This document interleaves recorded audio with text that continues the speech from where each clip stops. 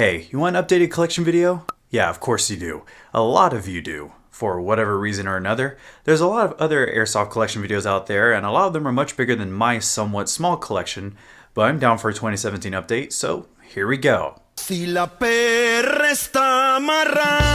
If you can remember back when I made the 2015 rendition of my collection, I said that I would make an update video every year, but I kinda skipped 2016 since I only had 2 or 3 new guns, so I didn't want to waste anyone's time.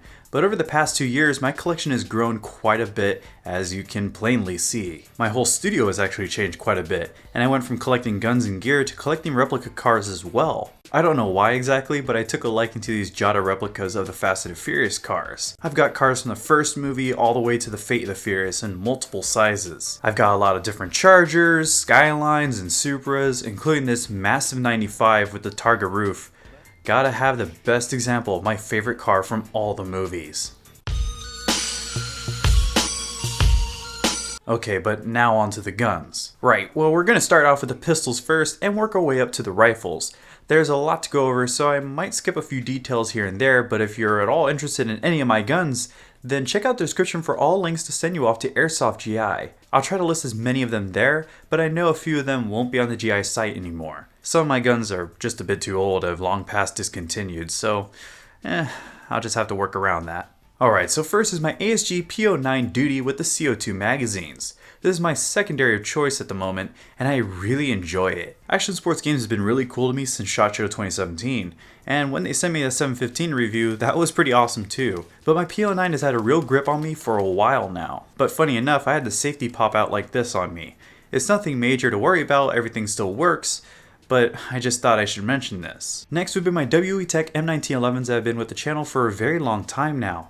This one in particular has actually been around since before the channel was even made, and the years have really taken a toll on this pistol. The paint has worn away, parts have chipped here and there, and I just get a couple shots out before it ceases to do anything, even before I did this to this poor old dog. The engraved model here still works fine, however, and a lot of people really like this one. I did get this M1911 as a gift, and I still like showing it off when I get the chance, but I don't play with it in game for obvious reasons besides how poor gas consumption is at about 15 rounds. These are all Ii Techs, so what do you expect? Moving along, I have a top contender for my favorite blowback pistol, the ICS BLE XAE, or the ICS Black Leopard Eyes pistol. ICS sent me this a while ago, and it's just been a really cool gun to play with. It carries all the pros of the Po9 I have, but with better sights, a more comfortable grip in my opinion, and faster trigger responses at the cost of CO2 magazines. This might take my pick soon for my favorite pistol that I own, and I'm not saying that just because I'm sponsored by ICS, but because I really like this pistol.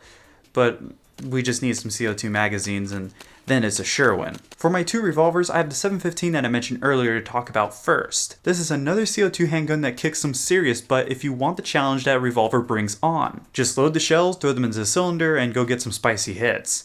I still laugh whenever non-airsofters see his gun and think it's legitimately a real gun because of the feel and the shells, but think that the old Dan Wesson here is a little kid's toy. The old Dan Wessons may not hold a candle to the ASG 715's build quality, but some guns in my collection just hold a good story to them, just like this one. As I said before, my dad and I won this Dan Wesson from an intro contest put on by the guys at Guerrilla Airsoft Radio, and it was the last cinematic graphic my dad worked on before passing away of lung cancer. Besides this, only one thing shines more of his, and it's one of the 2 Emmys that my father won. As a young teenage kid, I knew my father won 2 of these, but I didn't realize the real importance of that accomplishment until years later when I matured more. So this means a lot to me and to my stepmother who carries the 2011 Emmy in the Philippines with her. If you've never really held or even seen a real Emmy in real life, I can say that they're actually kind of heavy. Continuing with the collection though, I have an old Mad Bull XM320 grenade launcher that I think I used twice in all the games I ever played as a noob, but that was over 4 years ago. This was one of those unnecessary airsoft purchases I made that left my bank account $200 smaller. It's not a bad launcher, it's just really unneeded in any of the kits that I run, but it will remain in my collection. Then down here I have my last 2 pistols that both remain in disrepair. Both my old KGW Full Auto M9 and my WE Cutlass Black Lagoon M9 have kicked the bucket, but I still keep them around to show off to friends. I'm still kind of bummed that the Cutlass fell apart about a year ago in game, because I love getting long-range hits with this. For a WE pistol, the long-barreled M9s have some serious power to them, so whenever I see a player with one of them, or 2 of them like a real champion, I always make sure to go check them out. So with all my pistols done now, I can move this chair out of the way and get started with the rifles. This is where I really like to be different, as I don't own 5 different M4s. I actually only have 2 guns that even take M4 magazines, and here's one of them. This is my very lovely and rare G Fnc. Like a crown jewel, this rifle can command some crazy prices when someone posts one for sale. I think I've seen one of these for sale at like $700 on Facebook, so could you imagine how fast I jumped on this when my friend Ryan offered to give it to me basically for $160? All I had to do was get the right flash hider for it and it was set, and whenever I take it to a field I just have a great time. This thing can act like a real laser beam at range, and the sights are just dead on. And no, this is not a Galil or an FAL, so please stop asking me that when you see this rifle. Really now, how does this look like this or this? Now this is my Aries L1a1, but you get the point. I recently added this to my collection thanks to a Texas shop owner I got in touch with at a Third Coast Milsim event. Lucky for me, he just so happened to have one of these old model Aries with the $450 price tag on it. So over the course of a few months, I paid it off and picked it up, just for Aries to come out with the new model a week later for $400. Whatever, at least mine has some good old age on it. However, it doesn't shoot straight, and it probably needs a whole new hop-up and barrel before it'll ever be in its prime, but that can be fixed in time. Speaking of which, all my guns that I own now are fixed because my best friend Connor is awesome like that, which is why he got my new ICS Komodo rifle.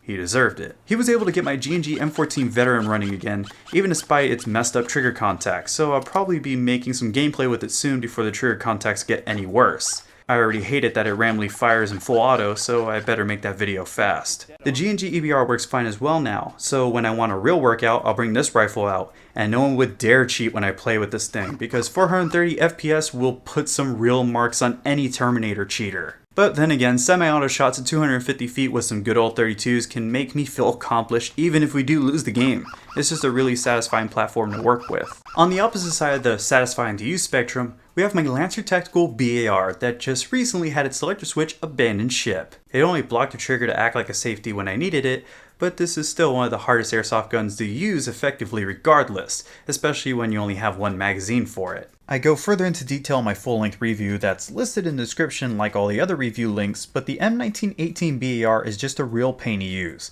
Cool to own, but impractical to a high extent. Next is not a rifle, but it's my Jag Arms Tss Scattergun. Jag Precision, or Jag Arms, recently sent me 2 of these, and the other TSS was given away on my Instagram page to continue the $100 a month giveaway. However, this one remains as my only shotgun in my collection, and I can't say enough good stuff about the scatterguns. These are gas-powered 3 to 6 shot shotguns with many different body options, from full stocks, retractable stocks, long and short barrels, and some even come with rails and saddles like the TSS, and they all go for reasonable prices for what they are. Gas consumption is also really good at 100 shots plus with Newpol green gas on an average 70 to 80 degree day, and range is proven for CQB games. Definitely a great choice if you're looking for a great shotgun, so be sure to check them out. Okay, now for the real reason a lot of people are watching this video, the Galils.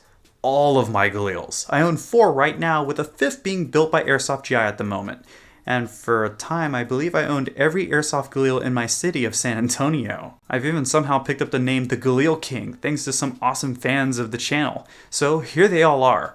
3 ICS models and 1 CYMA that I use for spare parts. If you're going to get a Galil, then do yourself a favor and just get an ICS. I've owned them for years and they just keep themselves together better than the other brands I've held before, especially the old CYMA brand model. Which is weird because CYMAs are usually really good, but their Galil is not. You do pay for the quality, but I still recommend the ICS models. As you can see, I own 2 ARs and 1 ARM. 2 ARs because I bought this one for what I think was $150 as a boneyard gun. That was a steal because the only thing that I needed to fix was the motor connections that were just simply disconnected. So all we really had to do was reconnect them and bam, it was fixed. I really love my Galils, and I even was able to get one of my favorite Call of Duty YouTubers in ARM, and Chaos was so excited when he opened the box. The oldest of my Galils would easily be this AR that I've named the End. I've had it for about 3 to 4 years, and I put it through hundreds of games and a couple Milsim events. I've strengthened all its weaknesses, replaced old internals, Loctited screws that never need to be taken out,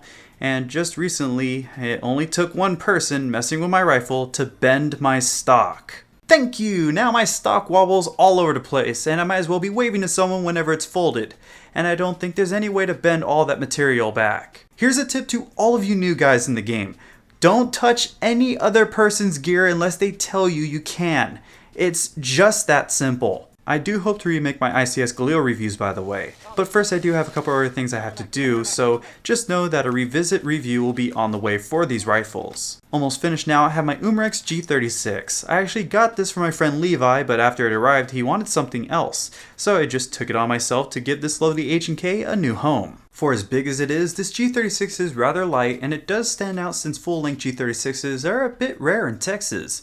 And that blowback function adds some bonus points when it comes to the cool factor. My friend Andrew really likes it too, so we just might be getting another one for him soon, but we'll just have to see what guns he prefers more as he gets more into the game. Now for my last gun, here's my Estar Vfc M27 Iar that some of you might know was the grand prize in an old Airsoft GI mystery box I ripped open a couple years ago. You know, the video that a lot of people think was completely fake.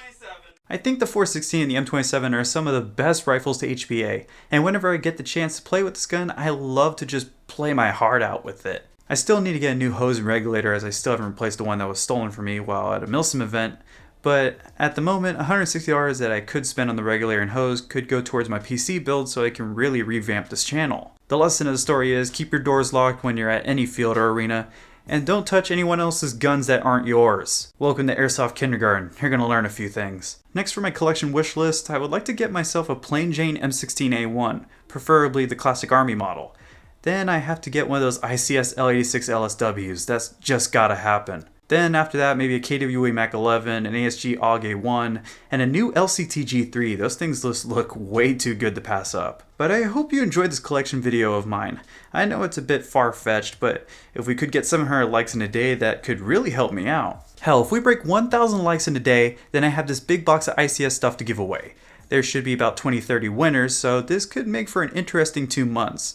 So let's go for it. Let's get 1,000 likes in 24 hours. After all, you guys did put 500 likes in the last video in under 8 hours, so I'm pretty sure you guys can do it. This video only took about 14 hours to record and my room is now a total mess.